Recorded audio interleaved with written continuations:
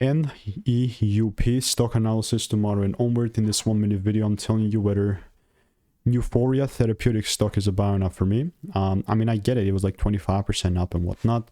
It's not the biggest market cap stock. It is just 7M. And generally, just looking at this, I am only I mean, to be quite frank, this is not looking good for me at all. Like, we had like a reverse split recently even. Like, that's like times 12 the price. And it put us at least above $1, you know, so we don't get delisted. But to be quite frank with you, I think that a lot of people have eyes on this purely because of the potential short squeeze. But that's just not the game that I'm playing here.